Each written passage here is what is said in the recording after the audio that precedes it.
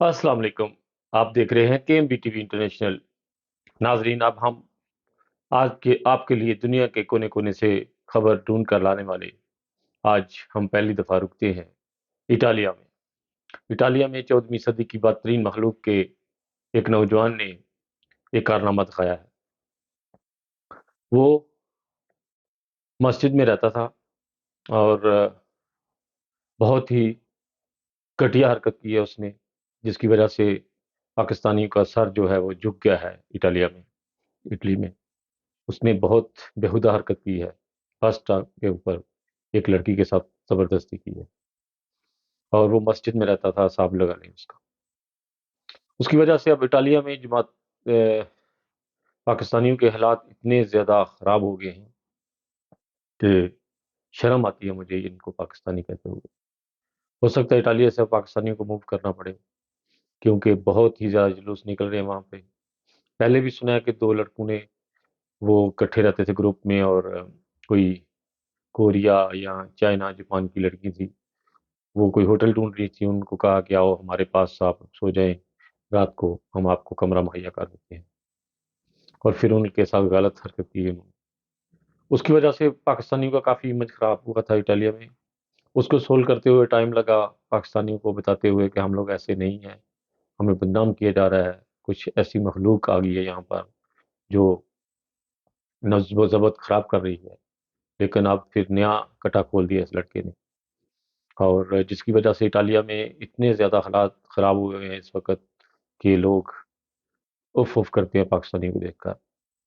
اور اس گھٹیا انسان نے 14ویں صدی کے بدترین مخلوق، بندر اور سور جن کو کہا جاتا ہے، مسجد میں رہتا ہے، اور اس کی سوچ دیکھیں کتنی گھٹیا حرکت کی ہے اس نے۔ بہت ہی زیادہ دکھ ہوا ہے ایسے لوگ جو پاکستان کا امیج خراب کرتے ہیں باہر کے ملکوں میں۔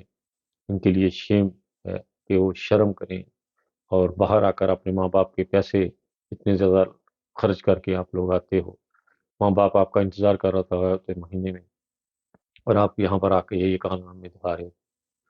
زیادہ مشکل ہوتی ہے تو آپ شادی کرو، یہ کیا گھٹیا حرکتیں کرنا شروع کر دیتے ہو، آ کے پاکستان کا نام بدنام کر رہے ہو آپ لوگ۔ یہ تو ہوئی جناب پاکستان کی اٹالیا کی بات۔ ابھی پاکستان ضلع جنوٹ میں لالیاں تحصیل میں جناب 2 سال پہلے ہمارے ایک آدمی کو شہید کر دیا گیا، اور جس کا فیصلہ جو ہے وہ عدالت نے سنایا ہے کہ اس کو عمر کی سزا اور 5 لاکھ روپیہ اس کو جرمانہ کیا گیا، جس کی وجہ سے لالیاں کے علاقے میں جو ہے وہ حالات بہت خراب ہوئے ہیں۔ زیادہ سے زیادہ دعا کریں ان لوگوں کے لیے جو اس طرح کا شر پھیلاتے ہیں غلط، اور ہمارے لوگوں کو تکلیف پہنچاتے ہیں، بے قصوروں کو۔ ان کے لیے یہی دعا نکلتی ہے، اللہم مزقکم کل مزقکم وصاحکم تسیقا۔ اس کے علاوہ جناب ادھر یورپ کا ملک اسپین ہے، وہاں پر پانی میں اتنا زیادہ جو ہے وہ تیزی کے ساتھ آیا ہے کہ اڑا کے لے گیا ہے گاڑیاں، گھر، بنگلے، ہر چیز تباہ و برباد کر دی ہے اس نے ایک شہر کی، اور بہت ہی نازک صورتحال ہے وہاں پر۔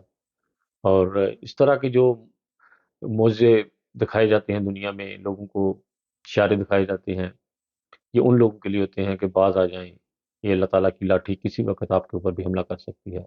بہت ساری دیر دعاؤں کے ساتھ خالد بٹی کو اپنی دعاؤں میں یاد رکھیے گا، اور پاکستان کو اپنی دعاؤں میں کبھی مت بھولیے گا۔ پاکستان میں رہنے والے لوگ پاکستان کو تباہ کرنے کے لیے بار بار اللہ تعالیٰ کی لاٹھی کی انتظار کر رہے ہیں۔ بہت ساری دیر دعاؤں کے ساتھ خالد بٹی، انسانیت زندہ باد۔ اوکے جی، خدا حافظ۔